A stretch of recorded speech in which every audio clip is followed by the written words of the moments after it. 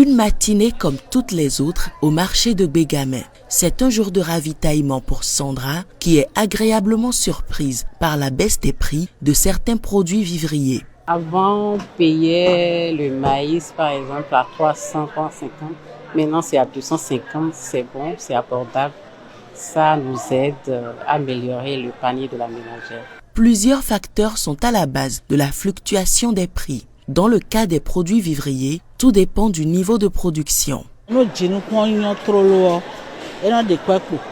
Ce n'est pas nous qui fixons les coûts, mais ça dépend de notre prix d'achat. Parfois c'est abordable, mais parfois extrêmement cher.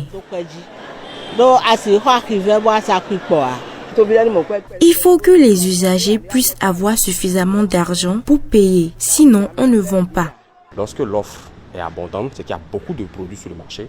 Logiquement, lorsqu'elle est inférieure à la demande, c'est que le prix va forcément être bas. Et c'est lorsque la demande commence par grimper et que le produit devient de plus en plus rare, parce qu'on dit souvent ce qui est rare est cher. Lorsque le produit commence à devenir rare, c'est en ce moment que les prix commencent par augmenter. Face à ces réalités instables et peu prévisibles pour les ménages, le Conseil économique et social a initié des assises nationales. Au cœur des échanges, l'évolution des prix et son impact concret sur le pouvoir d'achat des citoyens.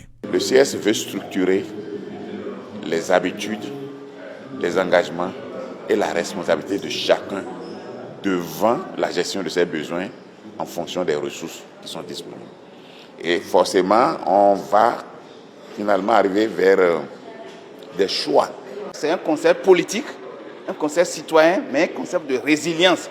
Et c'est à ce titre-là que nous allons résister au choc extérieur. On parle de guerre en Ukraine, on parle d'augmentation du coût du pétrole qui impacte notre revenu, qui impacte notre bien-être.